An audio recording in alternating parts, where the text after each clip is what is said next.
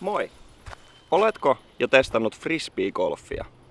Frisbeegolf on melko uusi laji, joka on tullut erityisesti viime vuosina tosi suosituksi. Tässä videossa mä kerron, että missä ja miten sitä pelataan, mitä välineitä tarvitset ja käydään myös läpi vähän tekniikkavinkkejä. Frisbeegolfin pelaamiseen tarvitset vain radan ja kiekkoja. Aika helppoa. Frisbeegolfissa on 4 kiekkotyyppiä. Putterit, midarit, väylädriverit ja pituusdriverit. Putteria käytetään luonnollisesti puttaamiseen, mutta myös lyhyisiin ja tarkkuutta vaativiin heittoihin. Midari on melko samanlainen kiekko kuin putterikin, mutta lentää hieman pidemmälle. Ja sillä ei tietenkään putata.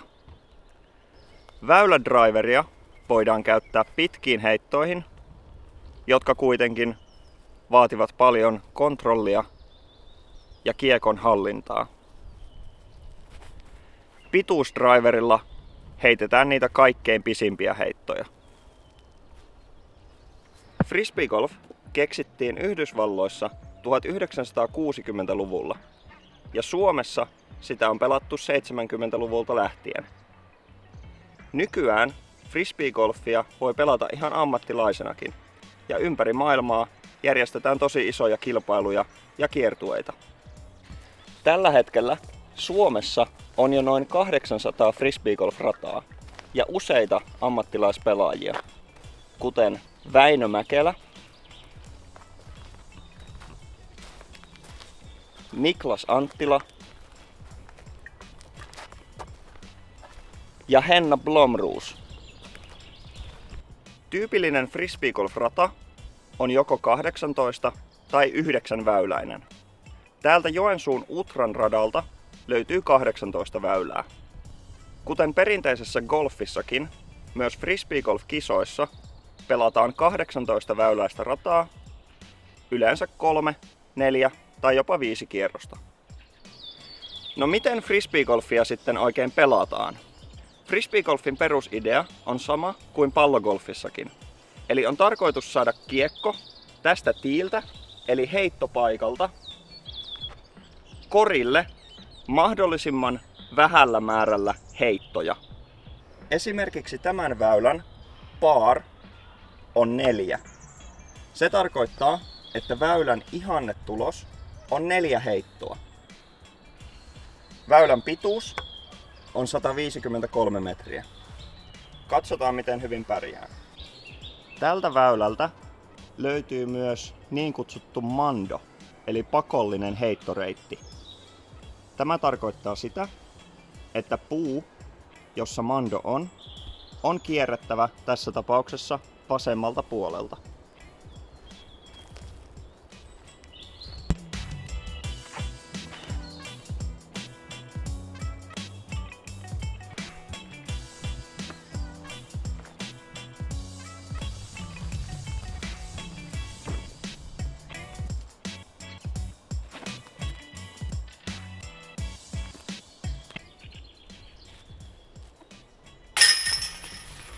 Yes.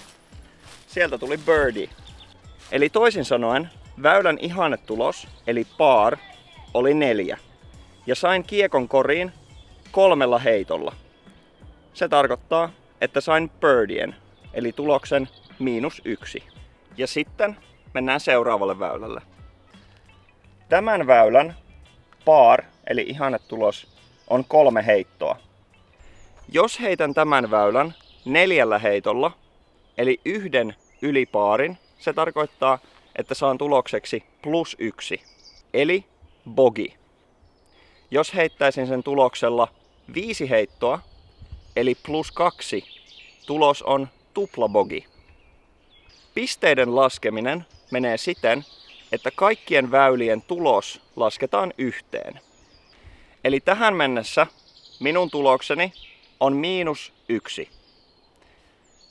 Jos heitän tästä bogin, eli +1, tulokseni on 0.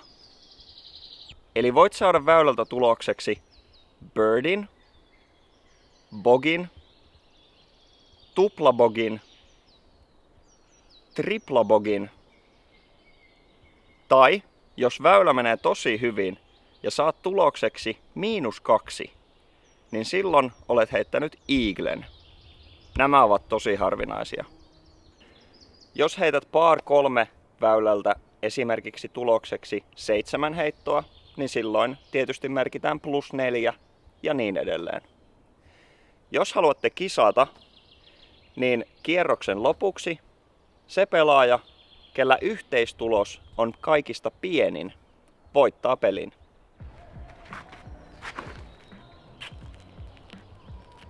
Frisbeegolfissakin on sääntöjä.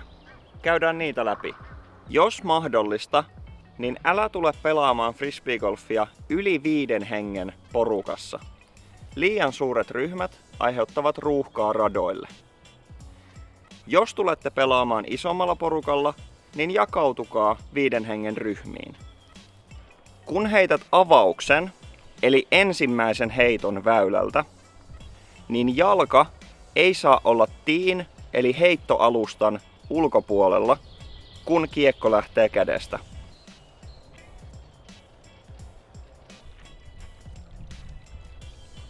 Kun ollaan avauksen jälkeen vielä kaukana korista, heitetään lähestymisheitto.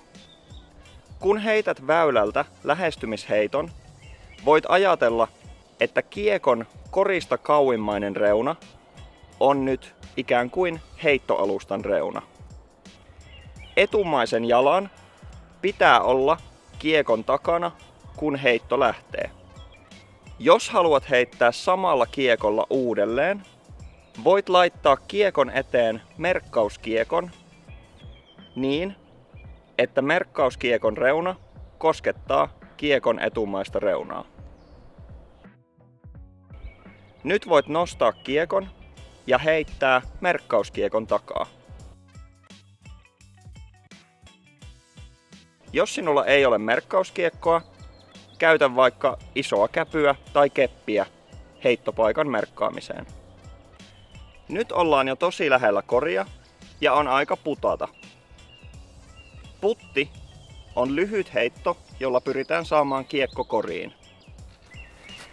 Jos olet yli 10 metrin päässä korista, saat astua putin yli niin sanotulla askelputilla tai hyppyputilla. Nämä ovat kuitenkin tosi vaikeita, joten yleensä kannattaa putata ilman hyppyä tai askelta. Ja muista, että ei riitä, että kiekko koskettaa koria, vaan sen pitää myös jäädä korin sisälle. Muista, että jos olet porukalla pelaamassa ja takaa on tulossa tosi nopea ryhmä tai yksittäinen pelaaja, niin päästä heidät ohi. Ei ole reilua, jos nopeat pelaajat joutuvat jonottelemaan koko kierroksen ajan.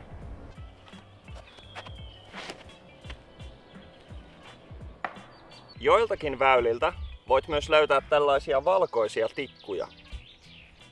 Nämä valkoiset merkit kertovat, että tällä väylällä on niin kutsuttu OB eli out of bounds -alue.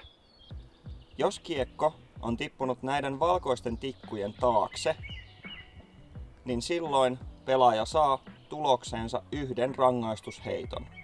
Peliä jatketaan siitä kohdasta, mistä kiekko on mennyt tikkujen yli. Frisbeegolfin yleisin heitto on rystyheitto. Tältä näyttää normaalisti ote rystyheitossa.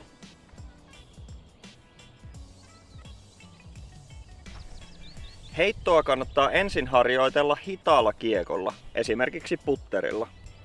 Kannattaa myös harjoitella heittämään paikaltaan, eli ilman askelia. Asetu kylki kohti heittosuuntaa ja laita taaimmaista jalkaa hieman etumaisen taakse niin, että takajalan varpaat ovat etujalan kantapään kohdalla. Kierrä lantiota ja hartioita taakse ja varo, ettet kierrä kättä vartalon ympäri. Käsi tulee loppujen lopuksi muun vartalon liikkeen mukana. Sitten heitetään ja pyritään saamaan voimaa heittoon nimenomaan lantion ja keskivartalon liikkeestä.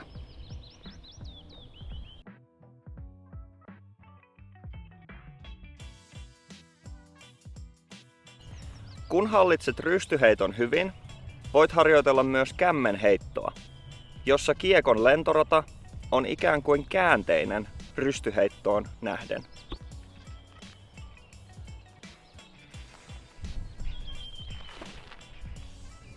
Kun putataan, ote kiekosta näyttää tältä. Voit myös siirtää etusormen pois kiekon reunalta, jos se tuntuu paremmalta. Putissa voima lähtee sormien nopeasta ojentumisesta ja voit myös hakea voimaa puttiin keskivartalosta ja jaloista. Putissa on tärkeää, että kaikki kehon liike on suunnattu koria kohti. Joensuussa frisbeegolfia voi onneksi harrastaa useassa paikassa. Keskustasta löytyy aloittelijoille sopiva Kirkkopuiston rata. Täältä Utrasta löytyy hieman haastavampi 18-väyläinen rata. Voit löytää frisbeegolf-ratoja myös esimerkiksi Karsikosta, Lykynlammelta tai Kontiolahdelta. Kun tulet frisbeegolf-radalle, kannattaa ottaa mukaan vettä ja jotain pientä evästä. Muista myös, että kaikilla on myös niitä huonoja heittopäiviä. Eli muista ottaa mukaan myös kärsivällisyyttä. Hyviä heittoja!